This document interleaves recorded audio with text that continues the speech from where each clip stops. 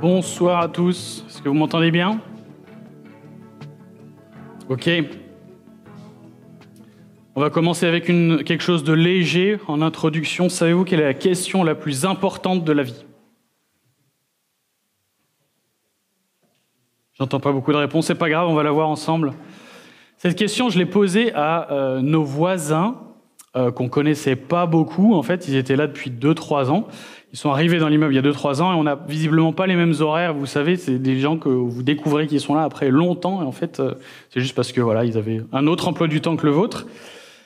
Du coup, on s'est dit qu'il fallait qu'on les invite à la maison. On les invite à la maison, ils viennent, on passe une bonne soirée. On fait connaissance. Il y a ce moment où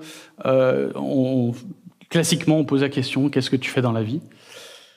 Et chacun expose, présente ce qu'il fait dans la vie. Moi, je parle de l'Église, forcément, et du coup, le sujet de la foi arrive. On peut parler ensemble un petit peu du sujet de la foi. Et chacun parle de son background, de son histoire, la tradition dans la famille, la religion, le catholicisme arrive un petit peu dans la discussion. Et pour ceux qui ne me connaissent pas trop, on va dire que je ne suis pas la personne la plus subtile dans les relations. Des fois, je suis un petit peu franc et direct. Et alors, croyant saisir une bonne occasion, ça faisait 45 minutes qu'ils étaient là, ils n'avaient pas fini leur premier verre. On venait de passer au tutoiement. 2 jours avant, on s'envoyait des textos à base de cordialement, tout ça. Et alors, je leur pose cette question, la question la plus importante dans la vie. Qui est Jésus pour toi? Et croyez-moi, ils n'étaient pas prêts. À voir leur tête, ils n'étaient pas prêts à ça. Est-ce qu'il y a un piège? Est-ce qu'il y a une caméra? Qu'est-ce qu'il faut répondre? Une espèce de malaise. Alors on a mis un peu de légèreté après là-dessus. Et puis on a poursuivi la soirée. On a passé une bonne soirée. Et puis on prévoit de se revoir dans quelques semaines. Donc c'est chouette. Mais on sent que sur cette question, il y a quelque chose de particulier. Cette question, elle n'est pas neutre. Elle est lourde de sens. Alors pour quelqu'un qui ne connaît pas ni Jésus, ni la Bible de près ou de loin, elle pourrait être neutre, cette question. Mais dans notre contexte, bien souvent, elle n'est pas neutre. Il y a un poids, il y a une charge derrière. Peut-être c'est une charge émotionnelle. Peut-être il y a quelque chose d'intime derrière. On n'ose pas trop parler de ça quand on n'a pas l'habitude. Il y a peut-être quelque chose de l'ordre de l'intime. En tout cas, il y a un truc qui est fondamental là derrière. Et pour cause, quand on comprend qui est Jésus, on comprend ce qu'il est venu faire. Et quand on comprend ce qu'il est venu faire, on comprend l'impact gigantesque que ça peut avoir pour nous. On est dans l'évangile de Marc, et l'évangile de Marc est construit autour de cette question-là. Si vous vous souvenez, on a fait... là, on est à la fin de l'année, on a commencé Marc en janvier, on va arriver avant décembre, on aura fini Marc. Dans 15 jours, ce sera le dernier. Et si vous vous souvenez, la première partie qui va jusqu'au chapitre 8, je fais appel à votre mémoire, la première partie qui va jusqu'au chapitre 8, Jésus est très démonstratif dans les miracles qu'il accomplit. Il a plein de messages, d'enseignements qu'il donne. Et on arrive au chapitre 8 où Jésus pose cette question à ses disciples. Qui dites-vous que je suis? Quelle est la réponse de Pierre? Tu es le Messie. Exactement. On est au chapitre 8, on sait que Jésus est le Messie. On avance quelques chapitres, cette deuxième partie jusqu'à la transfiguration. La transfiguration, c'est ce moment où Jésus apparaît dans toute sa gloire, où Dieu révèle la gloire du Fils, et où Dieu, devant les disciples, on entend la voix directement de Dieu qui parle et qui dit, vous vous souvenez ce qu'il dit? Qu'est-ce que dit Dieu au moment de la transfiguration? Celui-ci est mon Fils bien-aimé, écoutez-le. Donc on sait que Jésus est le Messie, les 8 premiers chapitres. On sait que Jésus est le Fils de Dieu jusqu'à la transfiguration. Et on est dans la dernière partie où en fait Jésus va nous montrer tout ça. Il va nous montrer qu'il est le Messie. Il va nous montrer qu'il est le Fils de Dieu. Il va accomplir ce pourquoi il est venu. Et c'est ça dont on va parler ce soir. On est dans cette 3e partie. Et vraiment, l'évangile de Marc est orienté pour que nous puissions, nous, répondre à la question « Qui est Jésus pour moi ?» Vous pouvez ouvrir vos Bibles. On est dans Marc 15, au verset 21. Je vous laisse le temps de prendre le texte, je ne vais pas l'afficher. Pendant ce temps, je récupère de l'eau. Prenez le temps d'ouvrir vos Bibles. Si vous n'en avez pas, je pense qu'il y en a quelques-unes à l'arrière. Peut-être on peut distribuer. Si quelqu'un n'a pas de Bible, levez la main.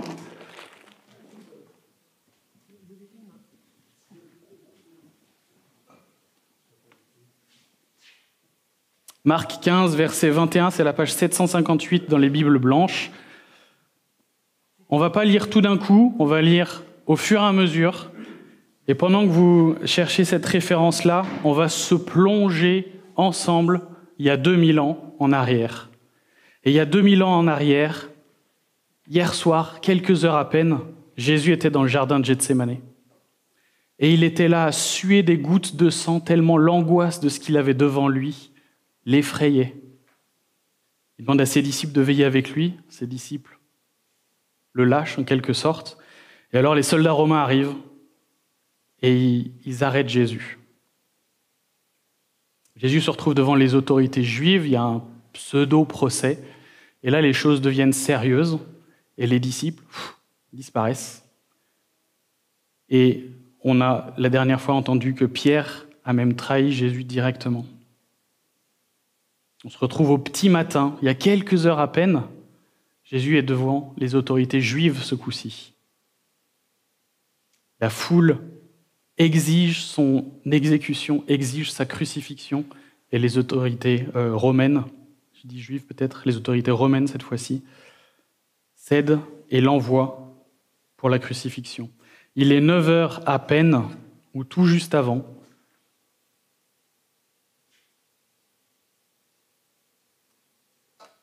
et Jésus est en train de porter sa croix, et je lis Marc 15, versets 21 à 32.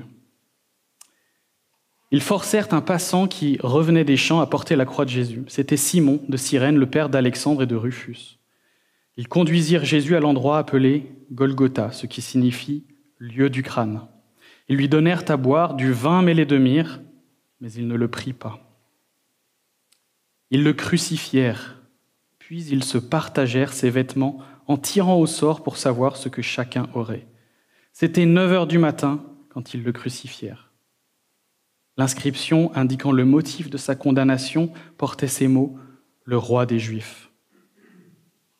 Ils crucifièrent avec lui 2 brigands, l'un à sa droite, l'autre à sa gauche.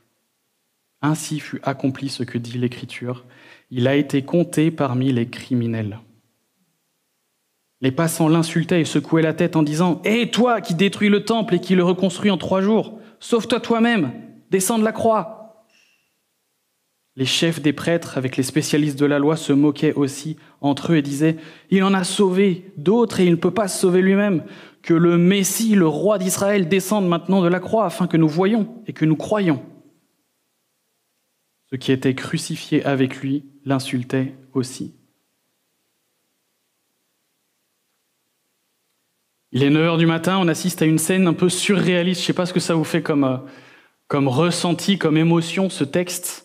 Mais on a le sentiment de quelque chose d'un peu absurde qui se passe devant nous. On a affaire à une foule en colère, on a affaire à des aveugles qui ne voient pas ce qui se passe devant eux. Et alors on va regarder en quoi ils sont aveugles. Ils sont aveugles déjà devant l'accomplissement des prophéties. Le texte en parle. Il y a des choses qui sont absolument claires dans l'Ancien Testament, avec des détails hallucinants. On a lu le psaume 22, je ne sais pas si vous avez noté tout à l'heure. Ils ont percé mes mains, mes pieds. Ils ont distribué, ils ont joué mes vêtements. Ils partagèrent mes vêtements, ils les tirèrent au sort mon habit. Le psaume 22, c'est des détails qui sont incroyables et qui ont été écrits des siècles avant. Et devant nous, on a qui ? Une foule avec des spécialistes de la loi. Les mecs, c'est les érudits de l'Ancien Testament. Ils connaissent tout ce qui se passe dans l'Ancien Testament. Le psaume 22, ils le connaissent par cœur. Ésaïe 53, le serviteur souffrant, ils le connaissent par cœur. Il se passe devant eux exactement ce que ces textes disent des siècles avant. Ils sont les leaders du peuple qui attend le Messie. Ils ne voient rien. Ils sont aveuglés. Marc le souligne au verset 28, un accomplissement non reconnu. Ils sont aveuglés par l'accomplissement des prophéties qu'ils ne voient pas. Ils sont aveuglés aussi par l'innocence de Jésus, qu'ils refusent de voir, évidemment. Dans ce verset, c'est la condamnation d'un innocent qui est notée aussi dans ce verset 28. Il a été compté au rang des criminels. Et l'innocence de Jésus, elle n'est pas approuvée. On le voit d'ailleurs quelques heures avant, quand Jésus se présente devant Pilate. Pilate, il a une foule en colère qui arrive, qui dit « Crucifie-le, crucifie-le ». Il a quelqu'un qui est là et qui dit « Mais pourquoi je dois te crucifier ? C'est quoi le motif ?» Et il est là, il échange, ils essayent de comprendre, il n'y a rien qui ressort. Aucun motif valable. Du coup, qu'est-ce qu'on écrit au-dessus de sa tête ? Roi des Juifs. Ce n'est pas un motif de condamnation, roi des Juifs. C'est une moquerie. On a l'impression que la situation s'est emballée, qu'il n'y a plus rien sous contrôle. La foule, elle est aveuglée par... Ils n'arrivent pas à voir l'accomplissement des prophéties, ils n'arrivent pas à voir l'innocence de Jésus. Et en fait, ils sont tout simplement aveuglés par leur colère, leur moquerie qui sont là. Il en a sauvé tant d'autres, qui se sauvent lui-même, qui descendent de la croix et nous croirons. Alors si vous fréquentez des églises depuis longtemps, vous avez l'habitude d'entendre Jésus, il aurait pu faire ça, et il aurait été sauvé, effectivement. Il aurait pu se sauver lui-même, mais il ne l'a pas fait. Des miracles, Jésus, en fait, il en a fait pendant 14 chapitres avant. Il en a fait beaucoup. Il a nourri les gens qui avaient faim, des foules entières, qui venaient écouter ce qu'il avait à dire. Il a guéri des malades. Il a marché sur l'eau, il a ressuscité des morts. C'est plus le temps de faire des preuves, d'accomplir des miracles pour convaincre. Pourquoi Jésus ne s'est pas sauvé lui-même ? Pourquoi Jésus n'a pas saisi cette occasion pour convaincre ceux qui sont devant eux et qui demandent, les plus sceptiques des sceptiques, pourquoi est-ce qu'il ne s'est pas sauvé lui-même ?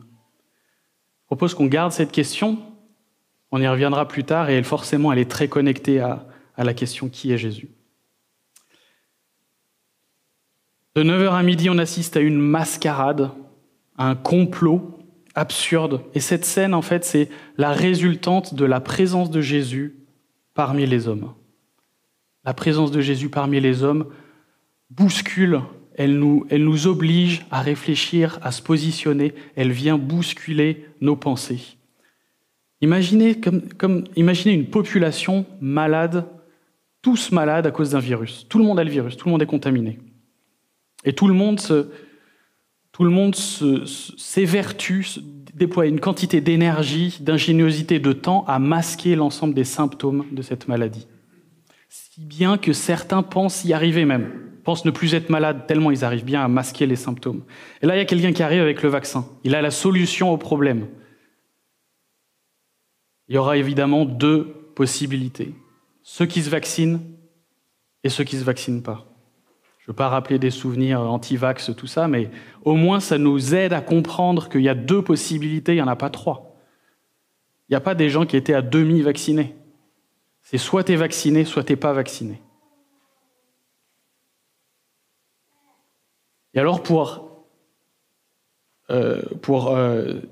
adopter cette solution, adopter ce vaccin qui est proposé, on a besoin de 2 choses. On a besoin premièrement de reconnaître qu'on est malade. Tant qu'on est à vouloir masquer les symptômes et se contenter de ça, il n'y a pas besoin de vaccin, effectivement, simplement ça ne corrige pas le problème qu'il y a à l'intérieur. Le deuxième point dont on a besoin pour que ça fonctionne, on a besoin de faire confiance à celui qui amène le vaccin. Et ça, on l'a vu quand il était question de se faire vacciner ou pas, il y avait une notion de confiance. Est-ce qu'on a confiance en celui qui amène le vaccin ? On ne peut pas rester neutre. Soit on est aveugle et on rejette Dieu. C'est ce que fait cette foule. Cette foule rejette le Fils de Dieu, rejette Jésus. Soit on est aveugle, on rejette Dieu, et un jour ce sera trop tard. Soit on le reconnaît comme le Fils de Dieu.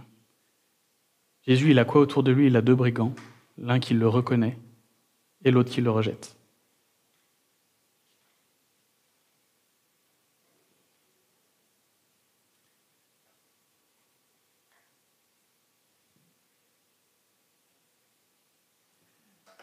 Il est midi.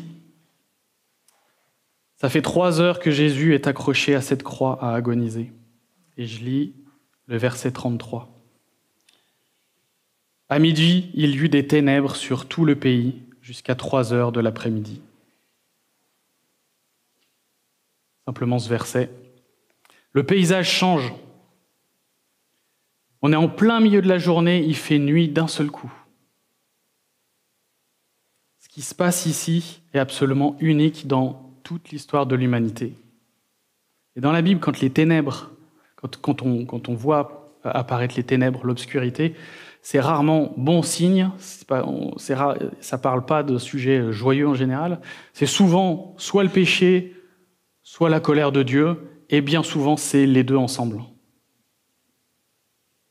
Ésaïe 13 nous parle de la colère de Dieu qui attend les hommes au jugement final. Voici ce qu'il dit.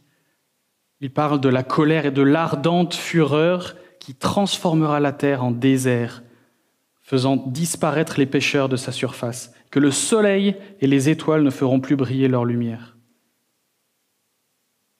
Dieu, il n'est pas simplement pas content à ce moment-là. Il est dans une ardente fureur. Il sera dans une ardente fureur au moment du jugement final. À ce moment-là, il est aussi dans une ardente fureur. On parle de jugement.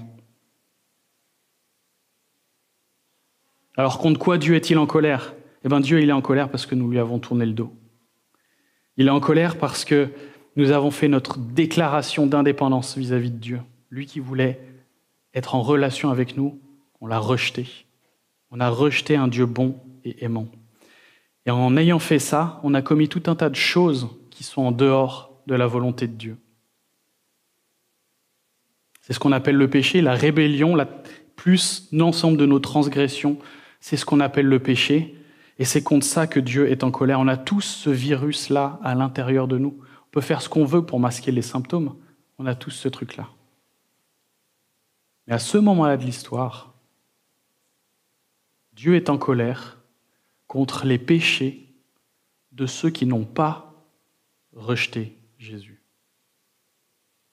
Dieu est en colère contre ceux qui ont reconnu Jésus, contre les péchés de ceux qui ont reconnu Jésus. En parlant du peuple de Dieu, en Ésaïe 53, on lit « L'Éternel a fait retomber sur lui nos fautes ». Les fautes des enfants de Dieu sont transférées sur Jésus. Et alors, Dieu le Père est en colère contre ces péchés-là. La faute de ceux qui rejettent Dieu plane toujours sur eux, la colère de Dieu plane toujours sur eux. Ceux qui rejettent Jésus, ceux qui reconnaissent Jésus, la colère de Dieu se situe à ce moment-là. Alors, après le procès absurde de Jésus, de la part des hommes, qui aboutit au rejet de Jésus, on a maintenant le procès nécessaire du Père qui aboutit aussi au rejet de Jésus.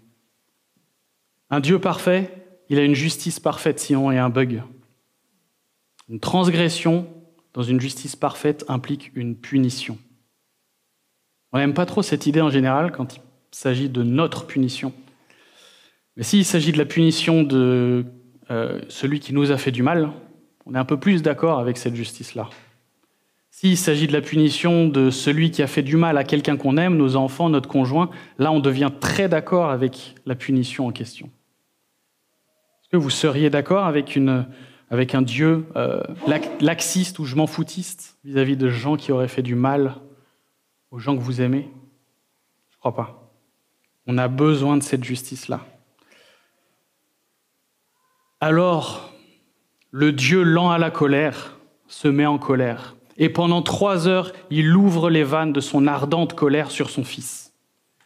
Le face-à-face le plus terrible de l'histoire. Dieu le Père regarde son Fils et il voit un tas d'immondices. Il voit le péché de chacun qui a placé sa confiance en Jésus. Il voit le rejet de chacun de nous d'un Dieu bon et aimant. Il voit ton mensonge, il voit ta convoitise, il voit ton égoïsme, ton orgueil. Il voit chaque fois que tu t'es mis en colère, chaque fois que tu as fait du mal à quelqu'un, chaque fois que tu étais préoccupé par toi, tu étais prêt à écraser les autres, ton conjoint, tes enfants, tes amis, ta famille, tes collègues. Il voit ce que tu fais en cachette, ce que tu n'oses même pas évoquer à voix haute tellement tu en as honte. Il voit ce que tu nourris dans tes pensées. Il voit ce que tu entretiens comme idole. Toutes ces situations où tu t'es arrangé pour que ce soit toi qui sois au centre. Il voit aussi tout ce que tu as raté, tout ce que tu as omis. Il voit ce que tu n'as pas fait exprès de faire. Et il voit aussi tout ce que tu as subi. Toutes les fois où ce n'était pas toi qui étais à l'origine, qui n'était pas directement fautif, les maladies, les souffrances, les meurtrissures, c'est aussi des conséquences de notre rejet de Dieu qui sont là. Il voit ton péché, il voit mon péché. C'est toi et moi qui devrions être sur cette croix.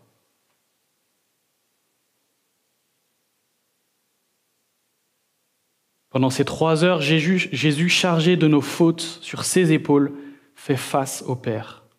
Le Père et le Fils, voyant les conséquences de notre rejet, ils n'ont pas pu accepter que nous soyons rejetés à notre tour, que nous subissions nous-mêmes cette colère.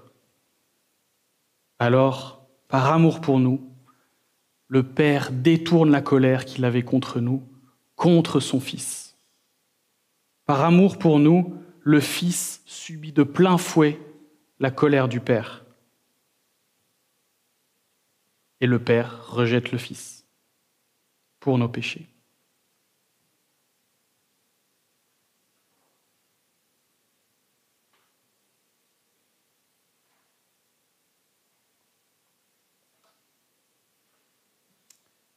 Il est 3 heures. Le Père a jugé le Fils et il l'a abandonné. Je lis les versets 34 à 41. À 3 heures de l'après-midi, Jésus s'écria d'une voix forte, « Eloi, Eloi, lama sabachthani » ce qui signifie « Mon Dieu, pourquoi m'as-tu abandonné ?» Quelques-uns de ceux qui étaient là, après l'avoir entendu, disaient « Voici qu'il appelle Élie » et l'un d'eux courut remplir une éponge de vinaigre et il la fixa sur un roseau et lui donna à boire en disant « Laissez donc, voyons si Élie viendra le descendre de là. » Cependant, Jésus poussa un grand cri et expira. Le voile du temple se déchira en deux depuis le haut jusqu'en bas. Quand l'officier romain qui se tenait en face de Jésus entendit son cri et le vit expirer de cette manière, il dit « Cet homme était vraiment le Fils de Dieu. » Il y avait aussi des femmes qui regardaient de loin, parmi elles Marie de Magdala, Marie mère de Jacques le jeune et de José, ainsi que Salomé qui le suivait et le servait lorsqu'il était en Galilée, et beaucoup d'autres femmes qui étaient aussi montées avec lui à Jérusalem.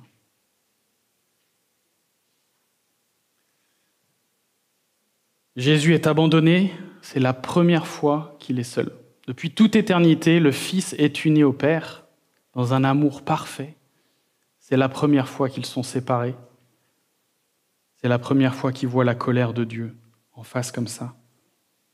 Il connaît le prix de la justice parfaite de Dieu. Il a subi dans son corps toutes ces meurtrissures. Alors il se laisse mourir par amour pour nous.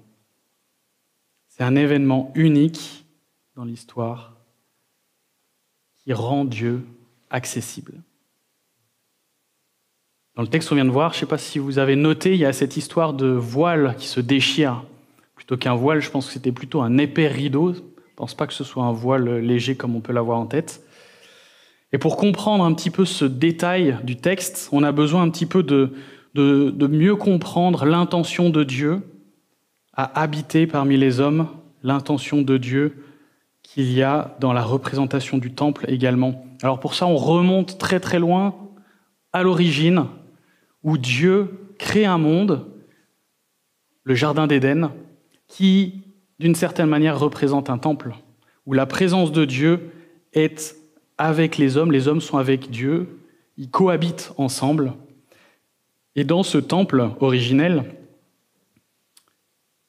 Dieu et les hommes cohabitent, et au moment où les hommes rejettent Dieu, le Dieu 3 fois saint ne peut pas rester à cohabiter avec des hommes qui le rejettent, avec des hommes déchus. Et alors, que fait Dieu ? Il les chasse du jardin et il ferme le temple. La séparation, elle est fatale.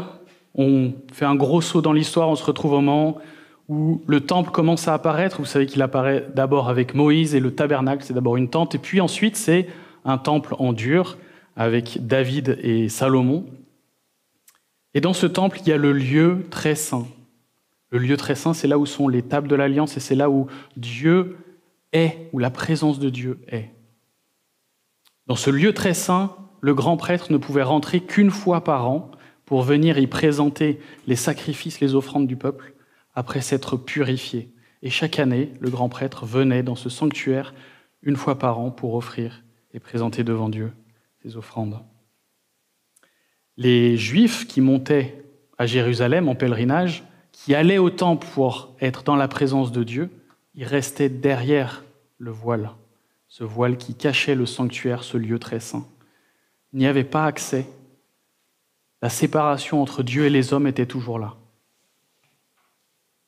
Quand le Fils de Dieu vient habiter parmi les hommes, quand il offre ce sacrifice ultime, il n'y a plus besoin de grands prêtres qui, année après année, rentrent dans le sanctuaire pour offrir des offrandes. Jésus offre le sacrifice qui paye le prix de la colère de Dieu dans le sanctuaire et ouvre accès et réconcilie Dieu avec ses enfants. Hébreux 19, 20 nous dit « Ainsi, frères et sœurs, nous avons, par le sang de Jésus, l'assurance d'un libre accès au sanctuaire. Cette route nouvelle et vivante, il l'a inaugurée pour nous au travers du voile, c'est-à-dire son propre corps. Le corps de Jésus déchiré ouvre l'accès au Père, la manifestation dans le temple, le lieu très saint où Dieu était calfeutré derrière ce voile ouvert, et nous sommes réconciliés avec le Père. Jésus n'allait pas descendre de la croix, surtout pas. Jésus n'allait pas descendre de la croix, il voulait nous réconcilier avec le Père. Il voulait que nous soyons en paix avec le Père. Toutes les fautes qu'on a dit tout à l'heure, toutes les fautes que tu connais dans ta tête, Jésus les prend. Ta culpabilité, il la prend. En échange, il te donne sa justice pour que tu puisses être réconcilié avec le Père, être en paix avec lui. On parlait tout à l'heure de l'absurdité de la situation. Marc remet une couche. Regardez le verset 39, il est question de ce centenier aussi. Là où tous les spécialistes de la loi n'y voient rien, c'est un Romain qui comprend. Ce Romain, il a certainement eu des dizaines d'exécutions par crucifixion devant lui. Il sait à quoi ça ressemble une crucifixion.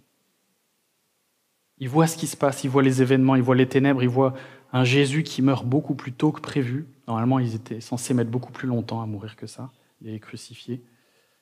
Alors ce centenier romain conclut, cet homme était vraiment le Fils de Dieu.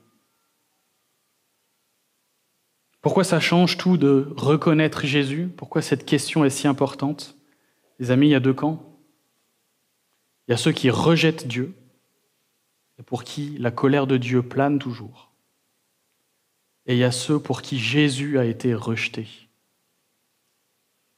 et pour qui la colère de Dieu n'est plus là.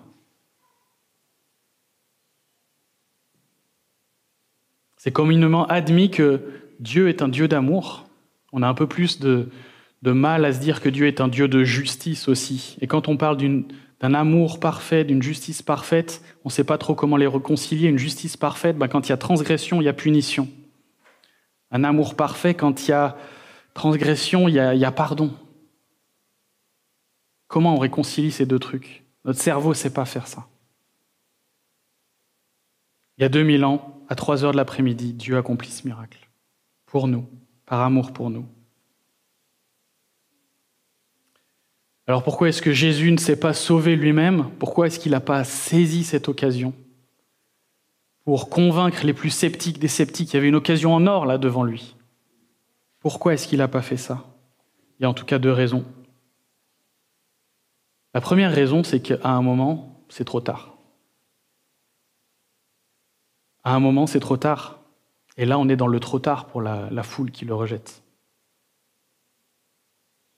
À un moment, il est question de cœur endurci. Et crois-moi, tu n'as pas envie de connaître la colère de Dieu, telle qu'on l'a vu ici.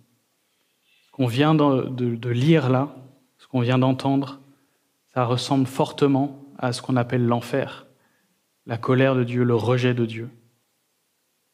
T'as pas envie de vivre ce truc-là, crois-moi. Mais Dieu le fera. Si tu ne reconnais pas Jésus, si tu ne reconnais pas qui est Jésus, tu cours un grand danger. La deuxième raison pour laquelle Jésus ne s'est pas sauvé lui-même, c'est parce qu'il t'aime. Tu ne trouveras personne sur cette terre qui t'aime autant. Il est sur cette croix par amour pour toi, pour payer le prix fort. Et la bonne nouvelle, c'est que l'amour de Dieu n'a pas de limite. Les épaules de Jésus qui portent notre péché n'ont pas de limite. J'ai insisté pour dire que à un moment c'est trop tard. C'est vrai, à un moment c'est trop tard. Mais aujourd'hui, tu peux encore te poser la question. Qui est Jésus pour toi ? Tu peux encore répondre à cette question. C'est la question la plus importante de ta vie. La réponse, je le sais, je le sens pas, ça m'inspire pas, c'est pas suffisant au regard de l'éternité. C'est pas suffisant au regard de la colère de Dieu, et c'est surtout pas suffisant au regard de l'amour de Dieu. Lâche pas cette question. Si c'est trop frontal, comme peut-être pour mes voisins, alors réfléchis à la question, pourquoi est-ce que Jésus n'est pas descendu de cette croix ? Qu'est-ce que ça change pour toi ? Pourquoi est-ce que Jésus n'est pas descendu de cette croix ? Et si tu n'es pas en mesure de répondre là maintenant, passe du temps ce soir pour répondre à cette question, pour relire ce texte et chercher. Et passe du temps demain soir si tu n'as toujours pas la même réponse, si tu n'as toujours pas la réponse. Et encore le lendemain, tu ne peux pas rester avec cette question ouverte. Et si tu te sens aveugle, ça arrive. J'ai rencontré des gens qui me disaient « J'aimerais bien, mais j'arrive pas ». Si tu te sens aveugle, alors crie à Dieu. Crie à Dieu et il t'ouvrira les yeux. Tu ne vas pas rester aveugle. Crois-moi, Dieu ouvrira tes yeux. Et si tu arrives à la conclusion que Jésus est le Fils de Dieu, alors repens-toi. Place tes péchés sur Jésus.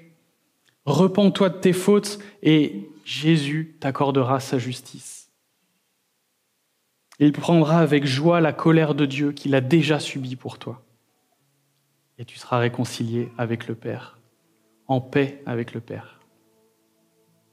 Et enfin, les amis, dernière exhortation, revenez dans 15 jours. Ce n'est pas la fin de l'histoire. On va prendre la scène. Je ne pense pas qu'il y ait besoin d'introduction supplémentaire pour la scène. Si tu as répondu à la question « Qui est Jésus pour toi ?», si la réponse à cette question, ça ressemble à « Jésus est mon Sauveur, Jésus est mon Seigneur, il a payé la colère de Dieu, il a détourné la colère de Dieu, je suis en paix avec le Père ». Si c'est comme ça que tu réponds à cette question-là, alors bienvenue au repas du Seigneur.